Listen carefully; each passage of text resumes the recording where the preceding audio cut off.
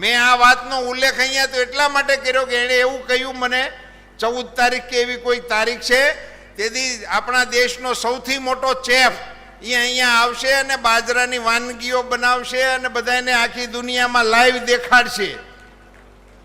એટલે મેં એને એમ કીધું કે તમે બાજરાનું માર્કેટિંગ કરો તો હારોહાર ઘડવાવાળીનું કરજો.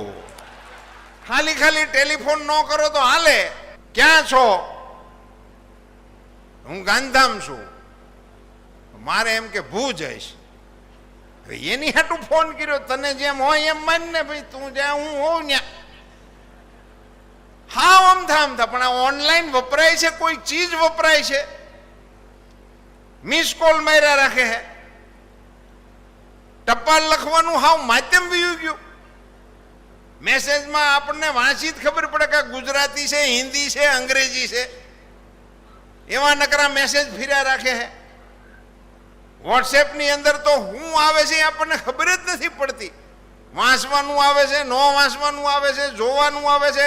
આપણા કાન અને આંખ ઈ કચરા પેટીની ઠેલિયું નથી, એમાં યોગ્ય ચીજો જ આવવી જોઈએ.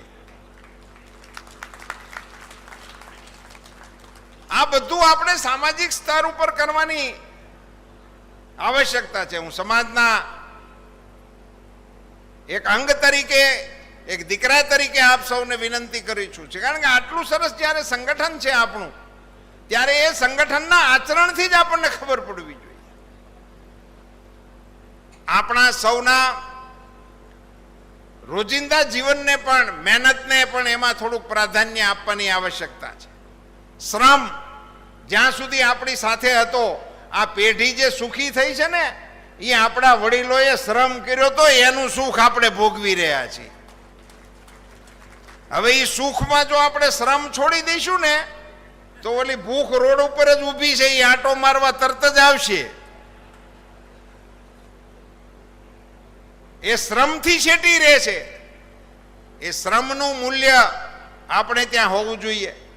હું અહીંયા સવારમાં અહીંયા આવવા માટે ટ્રેનમાંથી ઉતરીને ફ્રેશ થતો હતો, ત્યારે મને કચ્છ મિત્રનું આમંત્રણ મળ્યું કે અમે અહીંયા શ્રી અન્નનો કાર્યક્રમ કર્યો છે. આપણા બાજરાને મોદી સાહેબે શ્રી અન્નનું નામ આપી દીધું છે અને એને ઇન્ટરનેશનલ કરી દીધો. બાજરો પેલા આપણો મુખ્ય ખોરાક હતો. આપણા પ્રધાનમંત્રી શ્રીએ એને હવે મિલેટ ઈયર તરીકે વિશ્વને અપીલ કરીને આખી દુનિયા મિલેટ ઈયર તરીકે ઉજવે છે.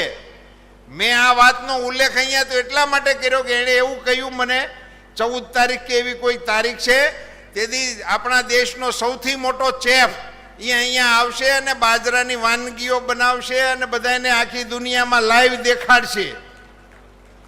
એટલે મેં એને એમ કીધું કે તમે બાજરાનું માર્કેટિંગ કરો તો હારોહાર ઘડવાવાળીનું કરજો.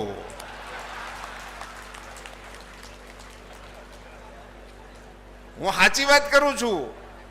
કચ્છમાં એક જ જગ્યાએ આખા બાજરાના રોટલાની ઉપલી કોપડી આખી અકબંધ એકલા કચ્છમાં જ મળે છે, બીજે ક્યાંય નથી મળતી.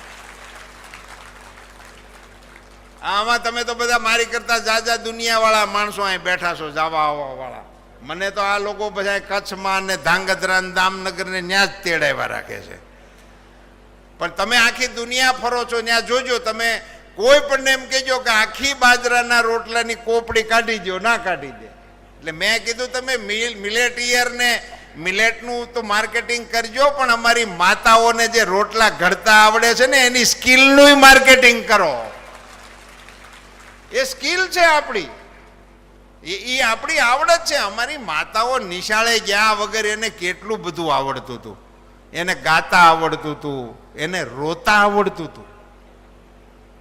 હું આ રોતા આવડતું હતું એમ શબ્દ બોલું છું ને, તો એ મશ્કરી કરવા માટે નથી બોલતો. ની દુઃખી થતા હતા ને રોતા હતા એવા નહીં, પણ યોગ્ય પ્રસંગે, કરુણ પ્રસંગે એ મરસિયા ગાતીયું હોય બહેનું, તો નદીના જળ થંભી જાય એવા મરસિયા અમારી બહેનોને ગાતા આવડે.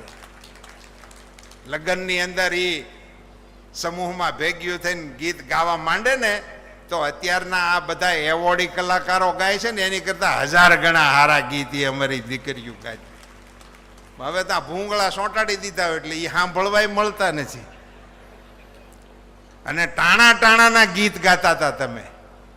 મોડું થતું હોય ને અટાણે જેમ મને ઉઘરાણી આવે છે કે તારે કારે બંધ કરવું એનું ધ્યાન રાખજે, તેમ અમારે જાનમાંય બેનું ને એ બધી ખબર હોય. હાલો હાલો કરજો વરના હો દાદા, એ હારે ઉપાડે એટલે સમજવાનું કે આ ઉગલવણ ટાણું થઈ ગયું છે, હવે ઉપડો. આ બધા સરસ મજાના આપણા સામાજિક જીવનના જે તાણાવાણા હતા એને ભાવિ પેઢીને સોંપવા માટેનું કામ આવા મંચ ઉપરથી વિચારપૂર્વક કરવાનું આયોજન આપણે કરવું છે. નવી પેઢીને આપણે વારસામાં આ ગુણ આપવાના છે. નવી પેઢીને કોઈની હારે બજાડવાના કાર્યક્રમોમાં આપણે સડાવવાની જરૂર નથી. સનાતન ધર્મ નો મતલબ શું થાય?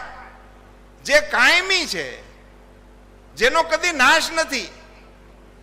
કવિ ઇકબાલે લખ્યું છે આપણા માટે, કુછ બાત હૈ કે હસ્તી મિટતી નહીં હમારી. કેટલીય સંસ્કૃતિઓ આ વિશ્વના પટ ઉપર ઉભરીને મરી ગઈ ને વહી ગઈ. આ મોટા મોટા પિરામિડો કેમ બન્યા છે એ અત્યારના આર્કિટેક્ટોને સમજાતું નથી કેમ બન્યા છે. એ બનાવવા વાળાની વાહે વાસ નાખવા વાળા કોઈ નથી. ક્યાંય ભૂહાઈ ગયા. કેટલીય સંસ્કૃતિનો નાશ થઈ ગયો. આપણે હયાત છીએ એનું કારણ આ સનાતન સંસ્કૃતિ છે, સનાતન ધર્મ છે. પણ મને એવું મનમાં આવ્યા રાખે કાર્યક્રમમાં હું આવું ત્યારે કે આ સનાતન સંપ્રદાયના આપણા લોકો જ્યારે મળે ને તો ઉમિયા માતાની જય બોલાવે, સનાતનની જય બોલાવે, પણ પછી લક્ષ્મીનારાયણની જય બોલાવે. નારાયણ તો ઘણાય છે, સત્યનારાયણ છે, સૂર્યનારાયણ છે, બદ્રીનારાયણ છે. પણ અબજીભાઈ તમારા વડવા એટલા હોશિયાર કે એણે એમાંથી લક્ષ્મીનારાયણને જ પસંદ કર્યા. એને કારણે લક્ષ્મીજીની કૃપા તમારી ઉપર થઈ. થતો આ આપણને ડાયાબિટીસ થવાનું કારણ અમારી કોમ્યુનિટીમાં તો એટલા માટે જ થાય છે કે અમે આ પારકાનીમાંથી નવરા થઈ. એ જ લાઈફસ્ટાઈલમાં જે ફેરફારો આપણા આવી ગયા છે.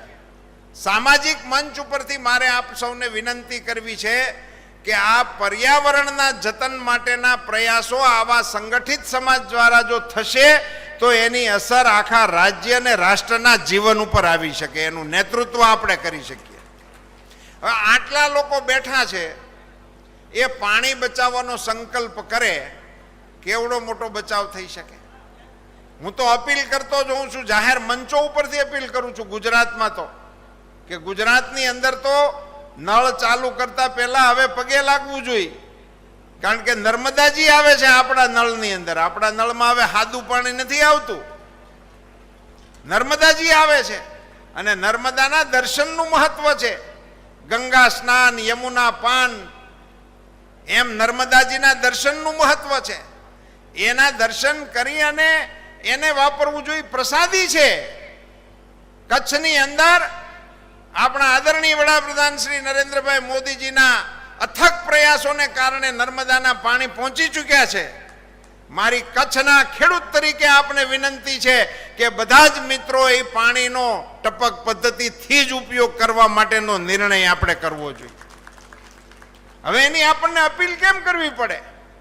હવે એના ધોરિયા ફોડીને આપણે ખેતર ભરવાના કાર્યક્રમો ના કરાય, એવું હવે આપણે સામેથી કરવું જોઈએ. રૂમમાંથી બહાર નીકળીએ એટલે લાઇટનું બટન પાડવાની ટેવ રખાય, હાવ નાની વાત છે. પણ આપણે તો આ આવ્યા તો વાહિલાવાળા જ બંધ કરશે, આપણે કરતા જ નથી. ઓફિસોમાંથી આપણે વી તો એસી ને પંખા ને બધું ચાલુ જ હોય.